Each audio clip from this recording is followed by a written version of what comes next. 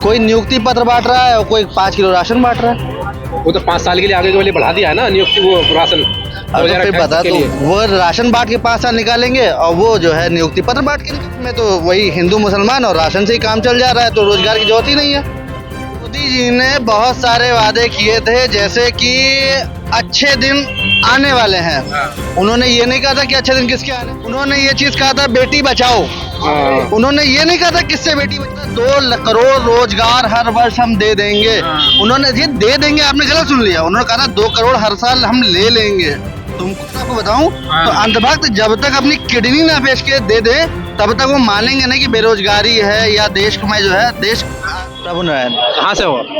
हम प्रॉपर बिहार के हैं, वैसे यहाँ पे यहीं पे ही रहते हैं। बिहार के हो रहने वाले जी। तो यहाँ रहते हो? हाँ, यहाँ पढ़ाई लिखाई। अच्छा, पढ़ाई लिखाई करते हो। तो बिहार में नौकरियाँ निकली है तो आपने भरा था फॉर्म? बिल्कुल भरा हुआ है। अच्छा, भरा हुआ है? बिल्कुल भरा हुआ है। तो नंबर आया कहीं थोड़ा बहुत? नहीं तो अभी तो फॉर्म भरा हुआ है ना हमने। जी, मतलब 2 लाख लोगों को तो मिल भी गया? जी बिल्कुल। देखिए ये क्या नाम है, ये हैसियत की बात होती है साहब।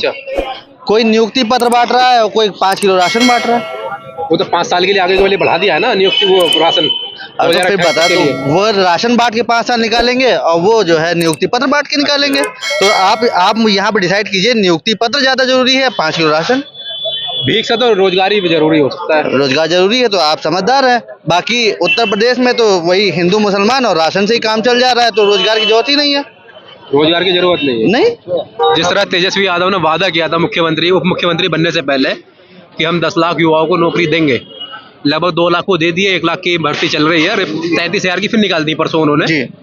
लगभग लगता है कि 5 लाख लोगों को तो नौकरी दे ही देंगे वो। बिल्कुल दे देंगे, बिल्कुल दे देंगे। जब आप लेकिन मोदी जी ने भी वादा किया था 1-2 करोड़ नौकरियों का, तो आपको लगता है कहीं ना कहीं मोदी जी इस पे खरे उतरे हैं या नहीं उतरे? देखिए, मोदी जी ने बहुत सारे वादे किए थे, जैसे कि अच्छे दिन आने वाले हैं।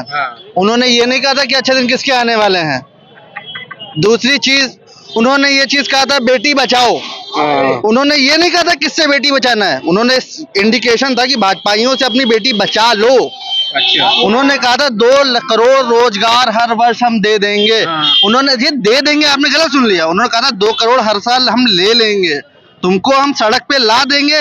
और अंधभक्तों की बात आपको बताऊं तो अंधभक्त जब तक अपनी किडनी ना बेच के दे दे तब तक वो मानेंगे नहीं कि बेरोजगारी है या देश में जो है देश उस पर राशन पे जिंदा है, बिक तो गई उनकी।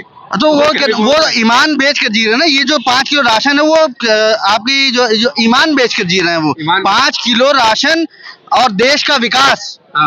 ये अगर 5 किलो राशन को अगर देश का विकास मान रहे हैं तो मैं कहता हूँ ऐसा थू है ऐसे विकास पे। 5 किलो कह दी आपने। बिल्कुल भाई साहब, 5 किलो आपको राशन मिल रहा है, 1200 रुपए का सिलेंडर मिल रहा है, 250 रुपए का तेल मिल रहा है, 200 रुपए की दाल मिल रही है। क्या कर लेंगे आप? 5 किलो राशन में किसका घर चल रहा है यहाँ पे, बताइए मुझे आप। बहुत बड़ी बात। किसका घर चल रहा है 5 किलो राशन में, मुझे ये बताइए। 80 रुपए किलो प्याज, 80 रुपए किलो प्याज, 60 रुपए किलो झूठ बोल रहा है। मतलब 5 किलो राशन दे के पब्लिक से दुगना निकाल रहे हैं। बिल्कुल निकाल रहे हैं, बिल्कुल निकाल रहे हैं। अभी यहाँ पे जो है अभी रक्षाबंधन में 200 रुपए गैस पे कम कर दिया। अरे कहीं, जब मैं ये कह रहा हूँ कि अब ये कहते हैं हर चीज मार्केट के हाथ में है, अरे कहीं ना अंतरराष्ट्रीय कहीं कम हुआ ना कहीं और कुछ कम हुआ, तो ये 200 रुपए कैसे आपने कम कर दिए? और जब वहां पे अब ये झुंझुना, फिर आपने ये 100 रुपए फिर बढ़ा दिए उसमें। अच्छा, हाँ, 100 रुपए फिर बढ़ा दी सरकार। किस बात की?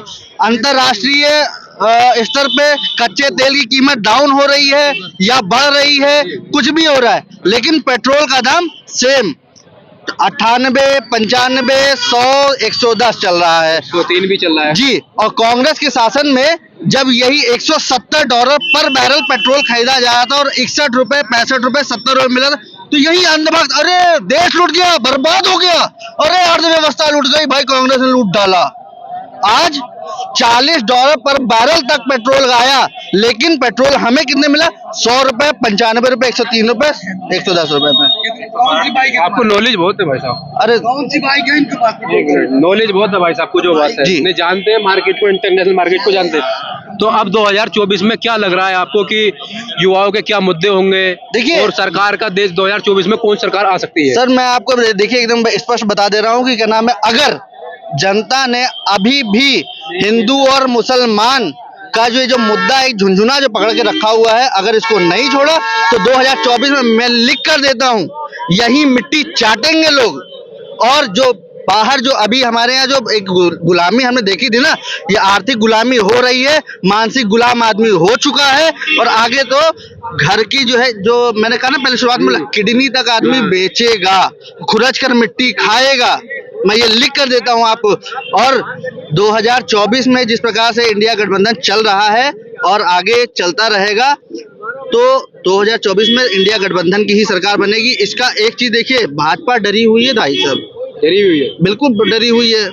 नरेंद्र मोदी जी अपने 10 साल का कार्यकाल पूरा करने जा रहे हैं, लेकिन आज भी वो अपने विकास कार्य नहीं बताते हैं, वो बताते हैं सनातन धर्म, हिंदुत्व।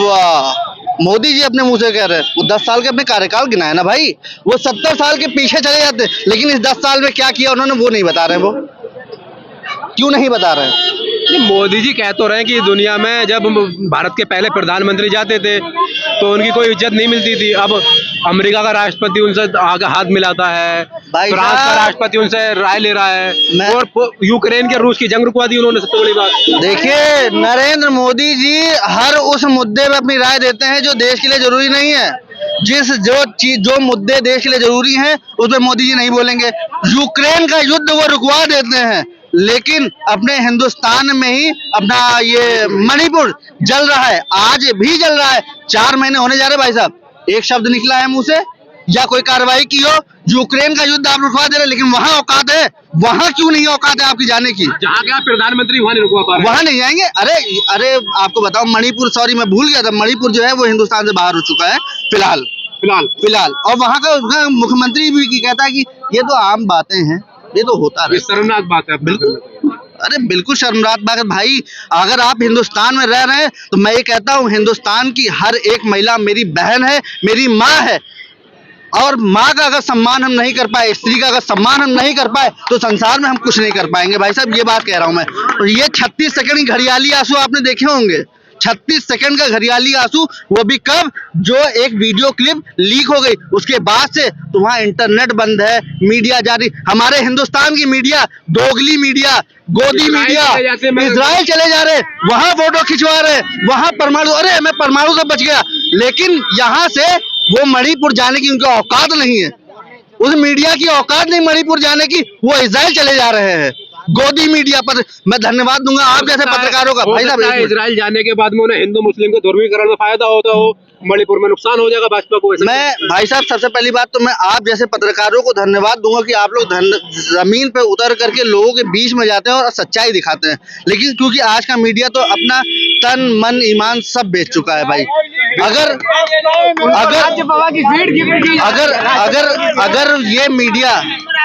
ये मीडिया सच बोलने लग जाए, अगर सच्चाई से ईमानदारी से अगर दिखाने लग जाए, तो मैं यकीन मानता हूं कि ये जो है अपना देश आगे बढ़ेगा, अच्छा चलेगा। और कई जो है वो जो आपके देश में और डेवलपमेंट होगा।